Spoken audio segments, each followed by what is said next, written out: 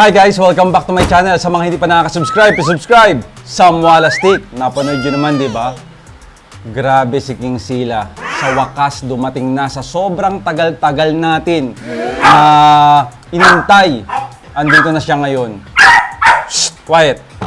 Alam mo guys, sobrang happy ako. Happy. Hanggang ngayon guys, hanggang ngayon. Actually, hindi ko na na-video na from airport, papunta dito sa bahay, sa kama siya natulog, guys. At nagulat kami. Alam mo kung bakit? Yung temperament niya, napaka-amo, guys. Napakagandang program nito. Kaya talagang si King Sila ay excited ako na mai-partner kay... Kanino pa ba?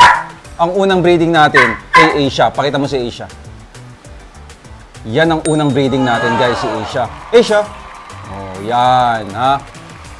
Kaya lang, kung iisipin mo, sobrang ganda ni King Sila. Diba? Ngayon, asan ba si King Sila?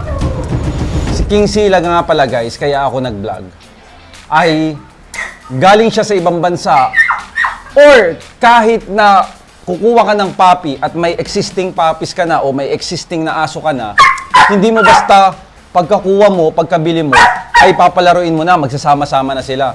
Kasi baka mayroong tendency na baka may dalang sakit yung nabili mo, hindi mo alam unless ipacheck mo. Kaya yun ang gagawin natin, guys. Ipapacheck natin si King Sila, hindi pa sila pwede maglaro, guys. Kumbaga, isolate pa si King Sila. Pero, yun na nga, di ba dati, ang sinasabi natin, isolate 7 days bago isama sa mga existing mong aso. Hindi na ngayon. Ang turo sa atin ni Bayabas, pagkakuha mo ng puppies, ipabet mo na.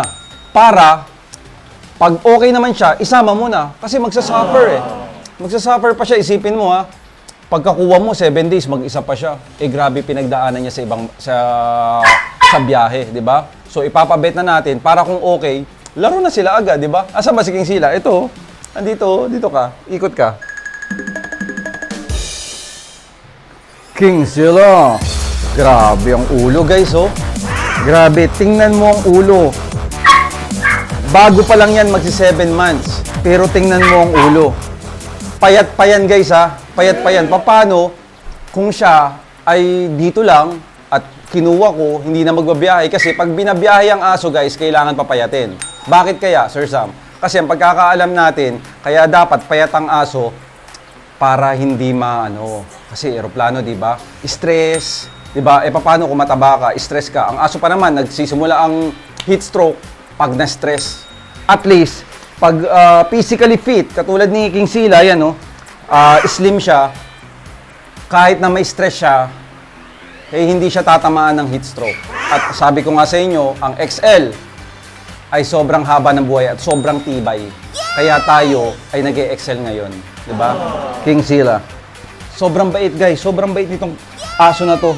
Ayan, Grabe. Kagabi sa kama, tumabi sa akin to. Napakabait. Sobrang bait. Sa totoo lang, sobrang bait ng aso na to. Pakita natin yung ngipin. Ay, scissors bite! Oh, wait lang, baby. Oh, ay, sus Mario. Napakaganda. Ang laki ng ulo. Guys, alam mo ba, na itong ulo niya ngayon, ay ulo na ni Beast na full grown. Eto, guys, magsi 7 months pa lang to. Ang ulo, hulmado na. Grabe. Tingnan mo mata. Yan yung sinasabi ni Sir Jan sa atin. Yan yung sinasabi sa akin ni Sir Jan na kung mag-e-excel ka, umiwas ka na sa itsura ng pitbull kasi American Bully na nga. So, alam mo yun, American Bully, malaki katawan, kumpara mo sa pitbull. Hindi natin discriminate ang pitbull. Kasi nga, American Bully na siya, hindi na siya pitbull. Ang pitbull kasi, sobrang slim, sobrang rip, pero hindi pa katulad ng American Bully na talagang malalaki na ang katawan, makakapal na, malalaki na yung ulo, ganun. Kaya pag XL American Bully, yun yung nire-reach nating program na parang packet na American Bully pero XL siya. Yun yung nire-reach natin at sana ma-reach natin through kay King Sila. Kasi itong si King Sila, matindi talaga to. Matindi to. Para sa akin At syempre, aso ko to eh, di ba? Pag aso mo, maganda sa tingin mo, di ba? So, magkakaiba na lang pag nilaban natin si King Sila. So, ito na siya. Nakita niyo naman, sobrang bait. Sobrang bait ng aso na to. At syempre, talagang kailangan mahalin namin to ng todo. Kasi hindi ito mura. Talagang, alam mo yon, nag-invest ka para sa magandang aso. Which is, yan naman talaga, oh. Batang-bata pa, laki na ng ulo. Oh. Parang ulo na ni Beast, oh. Di ba? Oh, shoutouts nga pala uli kay Ingrid. Shoutouts sa iyo at syempre sa husband mo. Salamat sa napakabait mo kaya ako nagpapasalamat sa iyo at napaka-legit mo. Napaka-legit mo. Sa guys, nga pala, hindi lang si King Sila ang uuwi dito. May kukuhain tayong female, ha? Nag-aantay lang tayo ng konti pero may darating na female pa. Di ba? Di ba? Ang gagawin natin ngayon, ipapabet natin siya para sa ganun ay hindi na siya mag-suffer na mag-isa lang siya 7 days, di ba? Pag okay na, good na agad. Diyan siya sa loob agad, aircon agad, di ba? Pero bago yan, kasi ito, galing Madrid, syempre medyo hindi na maganda smell. First time niyang gagamit ng Wallastick Pets. Wallastick Pets, guys, oh. First time dadapo sa balat ni King Zilla ang Wallastick Pets. Kaya paliguan natin siya. Ako muna magpapaligo. Unang haplos ng Wallastick Pets kay King Zilla, di ba? Ano kaya gagamitin ko? Okay naman yung balat niya. Kung anti-mange, wala naman mange. Kung odor eliminator, medyo may amoy ba siya? Wala masyado eh. Ang healthy coat naman, okay.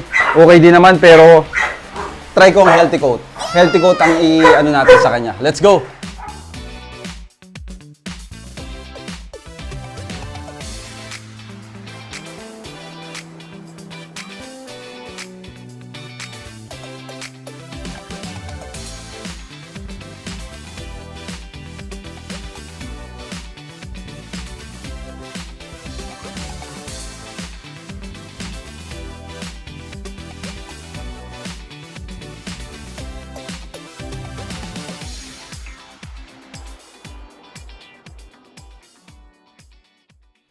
Dadapuan siya ng ating Wallastick Pets. Wallastick Pets, healthy coat. Bakit healthy coat? Ang iba iniisip, ano bang dapat sa aso ko? Yun, dapat ganun. Kasi kung titingnan mo si King Sila, pakita mo, si King Sila ay wala naman mange. Hindi naman mabaho. Di i-maintain na lang natin yung coat niya at pakikinisin ng healthy coat. Halika na, King Sila, come here. Come here, baby. King Sila, come. Si King Sila ay galing ng Brazil. Brazil siya galing, guys. Come here, come here. Come, baby, come. Aba, parang takot maligo to ah. Takot ba ang tiga Brazil? Ha? Takot ba? Dito ka lang, stay ka lang. Pag ganyan, anuin mo muna ng paa. Tatakbo. Stay ka lang. Paa muna. Paliguan natin si King Sila. Wait lang, baby. Wait lang. King Sila.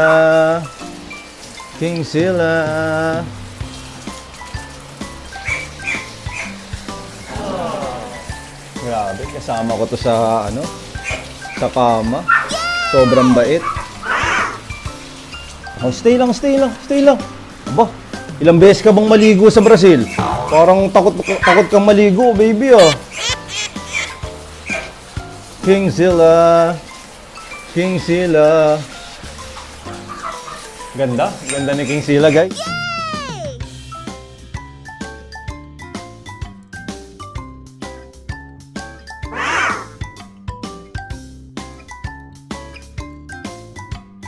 Ay, lalagyan na ng healthy coat. Sige nga. Ayan na. Healthy coat. Let's do this. Effective ba ang healthy coat? Lapit ka naman. Okay ba ang healthy coat sa kanya? No edit. No edit, guys. Wow. Ganyan ang Wallastick Pets products natin, guys. Diba? Ito ang mga masasarap iha-hype kasi totoong hype, totoong epektibo, totoong mabango, totoong mabula. Ayan o. Diba guys? Ayaw nang gumalaw ah. Parang si Bis na. Oh.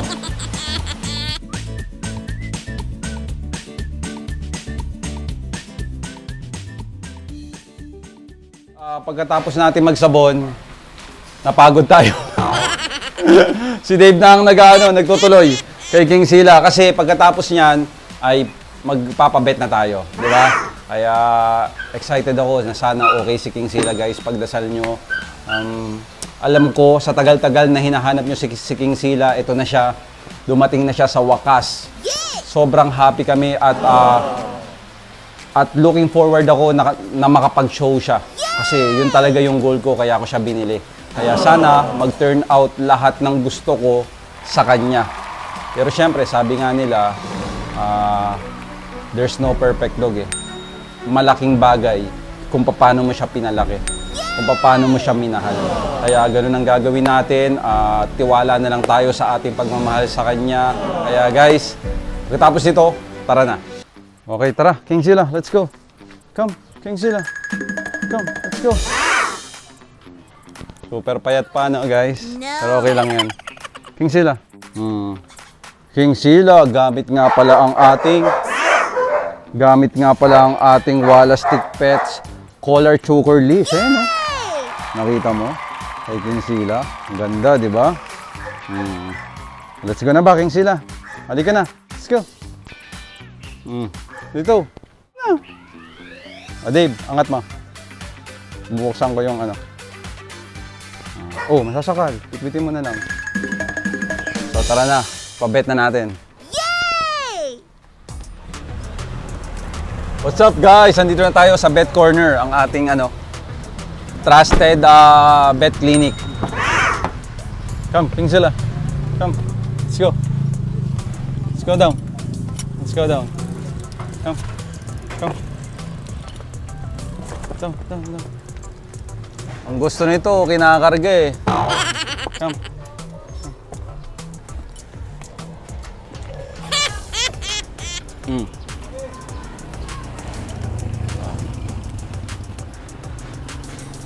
Baby pa to, ha? Yay! Tara na. Yan na tayo. Come, King Sila. Let's go. Come, King Sila. Come. Let's go. King Sila. Come. Let's go. Come. King Sila. From Brazil to the Philippines. Yay! King Sila. Timbang tayo. Come. Kevin, wala. Come, King Sila. Come, King Sila. Come. Come. Wala namang case, no? Okay. Yun, ako lang. O, sige, sakay ka dyan, baby. King Sila. Timbang ka, baby. Timbang ka. Okay. Ginagawa natin to guys para sa kanya at para sa mga aso natin. 28.8 ka na, bata ka pa! Diyos mio, King Sila. Bait talaga nito. Tingnan mo. King Sila, tutulian na kita sa susunod. Ganyan na yan. Tutulian ko na yan si King Sila. Oh. Grabe, laki ng ulo. Oh. King Sila. King Sila. Ito na ang ating doktor. Napakatagal na nating doktor. Pinagkakatiwalaan natin doktor. Doc Marcel. Doc Marcel, hi ka naman sa mga Walla Stick. Hello po. Okay, sa mga nanonood sa atin, alam kong kilala niyo si Doc Marcel. So guys, eto syempre, ayoko lang naman na makita nyo na okay, umuwi si King Sila, okay, maganda si King Sila, pugi si King Sila. Syempre, gusto ko, informative. Pag ikaw ay bumili ng aso, kailangan mo bang ipa-check o kailangan mo na lang i-isolate, aantayin mo na lang na kung okay siya, tsaka mo siya ihalubilo sa mga aso, o pwede naman na ipa-check up mo na para kung okay, pwede mo nang ihalubilo. Ngayon, tatanong natin kay Doc Marcel kung ano ba ang i-check kay King Sila para makahalubilo na nila. Makahalubilo na niya yung mga aso natin na existing. Doc, Okay. ano bang masabi mo? Okay. Hello po, good afternoon po. Bali po, pag may newly acquired pet tayo, even if dito lang siya sa local, Pilipinas lang yan siya, kailangan pa rin natin siya na i-isolate. Okay. Importante yung isolation, at least sa atin naman is mga 7 days, mga ganyan. To check lang kung may issue siya na sign ng mga sakit. Yes. Kasi may tinatawag tayong incubation ng mga sakit like yung mga parvo natin, mga ganyan. Though kasi, iba-iba kasi ang mga sakit per country. So, hindi natin alam kung ano yung sakit na possible na nanggaling doon. Ngayon, ang pinaka-common kasi kapag madami kang dog na idadala, ay na, ang tawag doon, madami kang aso sa bahay, tapos magdadala ka ng new dog. Usually kasi ang mga transmissible natin ngayon is yung blood parasitism.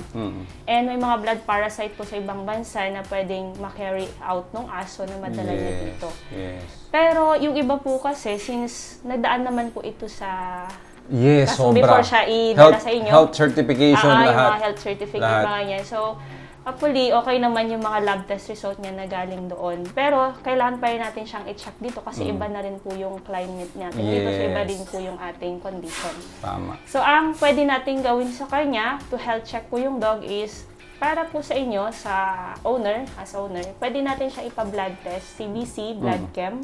And then, para naman po dun sa ibang aso ninyo, pwede natin test for blood parasite just in case lang para ma-check natin kung wala siyang possible na may transmit dun sa ibang aso. Kasi Okay. through tick bites yun. So, yun talaga. Tsaka Yes. yung check mo na Ayan, lang siya. tapos i-physical exam din natin siya. Okay, sige, Doc.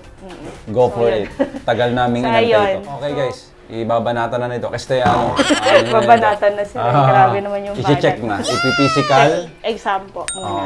Okay, ayan. bago Uy! tayo go for Ano ka ba? Physical exam ka eh. Sweet ng ginagawa mo sa akin. Sweet. Sa kama ka naman matutulog mamaya. Sige na. Doon ka na. Kasama mo sila, ano. Anong gagawin, Doc? Check ko lang sila. Buhatin mo, Doc. Grabe. Sobrang bait na. Sobrang pogi pa. Diba?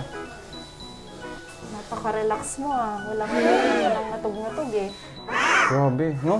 Oo, relax lang yung ano niya, yung bit Sobrang niya. relax to. Napakagaling nito. Pag ganito natin. Dito Ano, Doc? muna, Paano? check natin yung blood. Saan ang harap? Dito po. Kahit dito na lang. Doon ka daw harap, baby. Wala si Kevin, walang mabubuhat Ako lang. Doc. Okay, opo, sige. So yung sa tenga po niya, kailangan din nating i-check. Ear mites? Oo, for ear mites kasi medyo maitim yung nilalabas. Just to Sige. check lang kung meron siya or wala. Sige. Let's do it. Kasi maitim. Nelly, pasuya ko pang ear swab. Basta okay na okay si King Sila. Oo. Ano natin kilagin? Pogi ba? Pogi. Pogi daw, ha? Guys, ha? So medyo ano siya, medyo hindi ko lang alam kung kumain na po ba siya ngayong araw? Umaga. Uminom. Isa't kalahati yan hindi kumain nung nagbiyahe. Okay. So, dagdagan mo siya ng dextrose powder sa water para mas hydrate siya. Yes, Medyo yes. mabagal Sige, lang sige, yung sige. capillary refill. Meron ba Pero kayo dyan? naman. Meron naman Sige. po siya. Wow. Katagilid ba? Yan. Hingi tayo King ng Sila. konti. King Sila ang focus natin. Tapos palinis na lang ako, Nelly. Sir, ikaw na lang po ba maglilinis? Nang ano? Ng ears niya. Wait lang. Kay si Neri na. Okay. Kasi walang ginagawa si Neri. Okay, so, ayun, tapos na po tayo sa pag-blood collect sa kanya at paglinis ng tenga. So, yung result na lang po ang aantayin. Yan, papadala na lang po natin kay Sir Sam kung ano yung lalabas sa result ng test. Let's go na. Halika na, King Sila. Parang gusto na matulog na King Sila dito, Doc, ha? Oh, halika na. Halika na, let's go na. Sus, pabuhat lagi. Pabuhat lagi. Ang bata, pabuhat lagi. Oh, let's go na. Halika na. Let's go na. Oh, come na. Oh, 28 point ano ka, ha? Hop. King Sila. Let's go. King Sila. Come. Halika. Huwag na tayo magbayad. Come, let's go. Nakita na natin yung resulta. So, ang resulta kasi guys, pag talagang nag-iibang bansa o kumukuha ng aso sa ibang bansa, madalas talaga nagkaka-ear mites. So, tama si Doc na nakita niyo naman sa unang video na kinek yung tenga niya, may ear mites guys si King Sila, kaya hindi pa siya pwedeng ipaglaro sa mga ating mga aso. Kasi baka mahawa, kasi nakakahawa ang ear mites. So pagagalingin muna natin siya, patak-patak. 1 linggo lang naman yun. So 7 days nga. At least, di ba? Kaysa naman ina-isolate mo nang hindi mo na pa-check up, di ba, kawawa. At least ito ngayon, alam natin na may ear mite siya. Papahamak yung mga tenga ng mga aso natin. Kaya isolate muna siya. Dito muna siya sa kwarto, 7 days. Then next vlog, yun ang aabangan nyo. Ang pagkikita ni King Sila at ng mga aso natin. Ano ang nakaka-excite, di ba mga kawalastik? Ano, excited ka na ba, King Sila? Makita mo si King Sila ang pogi. Hindi naman nagsasalita eh. Napakagawa nito eh. Napakabait. Ha? Gandahan mo ang pagputok. Para ikaw ay lahat ng mga manonood mo eh, hindi mapahiya sa'yo. Okay, guys, abang kayo. King Sila is in the house now. Let's go!